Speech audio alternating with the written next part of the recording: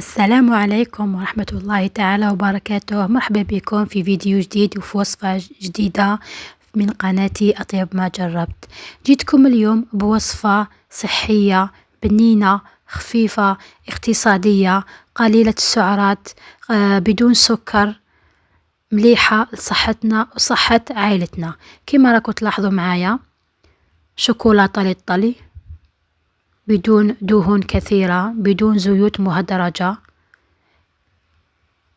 مليحة نحضروها ونحطوها في المطبخ ديالنا، بنستعملوها في تحلياتنا، خصوصا رانا على أبواب الشهر الكريم، إن شاء الله يدخل علينا بالصحة والهنا. ما نطولوش ونروحوا للمقادير.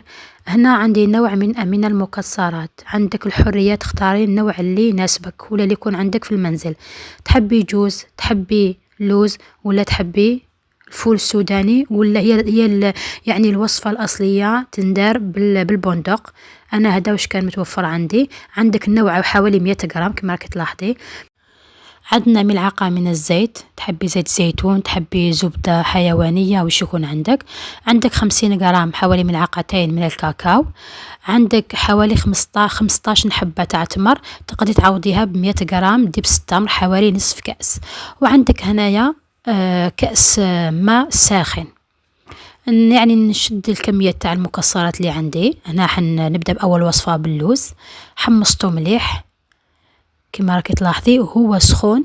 نجيب البلاندر تاعي ولا اشوار وش يكون عندك، ونحط فيه الكمية تاع اللوز.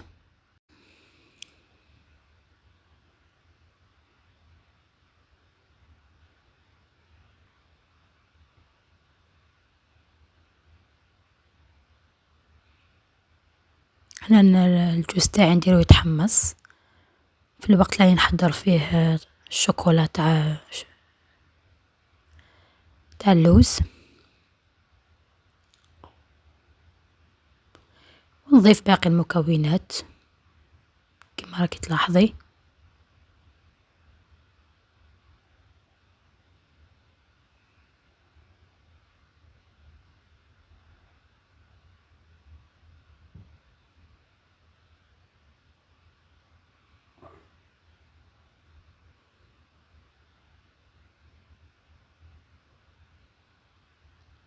الكاكاو، ملعقة تاع الزيت، ولا تحبي تعوضيها بزبدة البقر ولا زبدة حيوانية صحية.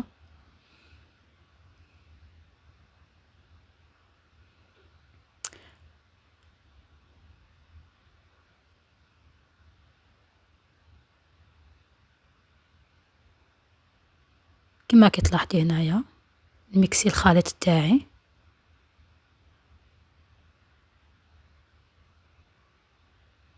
يعني هنا نوع، يعني جودة يعني الجهاز اللي تخدمي به تلعب دور. إذا كان الجهاز تاعك نوعا ما يعني الجودة تاعو ماشي كبيرة، ديري نصف كمية الماء في الأول.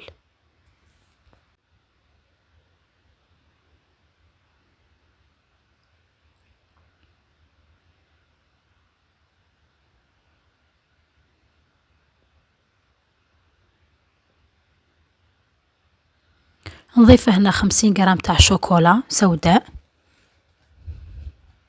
كما كي تلاحظي هنايا. شوفي كي ميكسيت كلش، يعني شوفوا هنايا.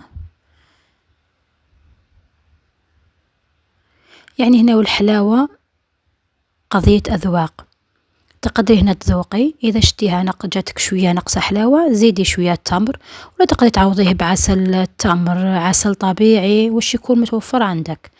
يعني احنا نمدلكم القاعدة وانتم تقدروا تضيفوا وتزيدوا وتنقصوا على حسب الذوق ديالكم. شوفوا معايا هنايا، يعني جات قوام رائع، وراهي ساخنة، يعني كي تبرد راح تزيد تتقل معاكم. هنايا كنت حضرت بنفس الطريقة بالجوز كما راكي تلاحظي هنا، يعني نفرغ فيها. هذه بالجوز نفس المكونات، فقط الاختلاف في نوع المكسرات.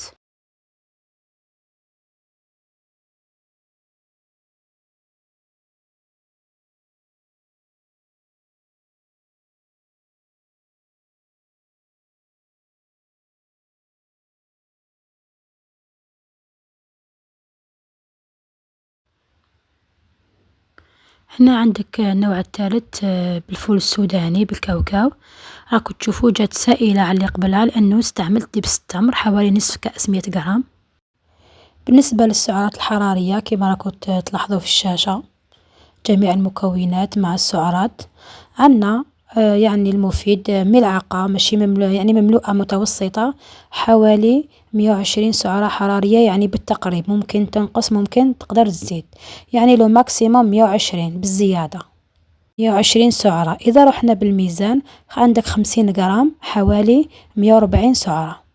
كما راكم تشوفوا القوام قوام رائع، يعني راهي تشهي، الصورة راهي تعبر على نفسها وما زالت ساخنة، كي تبرد راح تزيد تتقل معنا.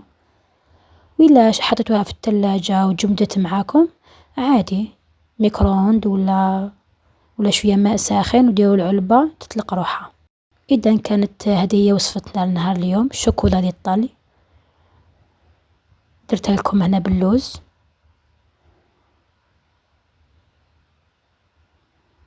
يعني هي الوصفة الأصلية بالبندق، احنا نديرو واش متوفر عندنا. يعني وبالنسبة للنكهة تحبوا تضيفوا نكهة نضيفوا النكهة، يعني هذيك في بعض الأحيان الحاجة كي نشروها هذوك كاع نكهة، هذوك النكهات يكونوا اصطناعيين. يعني تحبوا ديروا نكهة تاع البندق ولا تاع اللوز يعني راكم حرين. نحب يعني هنا حاول النوع الواحد تحصلنا على حوالي 500 جرام من شوكولاتة الإيطالي. يعني وصفة ما كاش أحسن من هذا، بنينة اقتصادية وزيد تحصلنا على كمية وفيرة. بالنسبة لطريقة الاحتفاظ نديروها في علبة زجاجية ونحطوها في الثلاجة من الأحسن، إنه ما فيهاش مواد حافظة، كل شيء طبيعي. إذا كانت هذه هي وصفتنا لنهار اليوم، نتمنى تجربوهم ويعجبوكم. وخلونا لايك وخلونا رايكم في الكومنتار، واللي ميراش داير مشاركة يدير مشاركة ويفعل زر الجرس. نتمنى تجربوها وتعجبكم وتشاركوها مع أصدقائكم. أترككم في رعاية الله وحفظه، ومع السلامة في فيديو قادم إن شاء الله.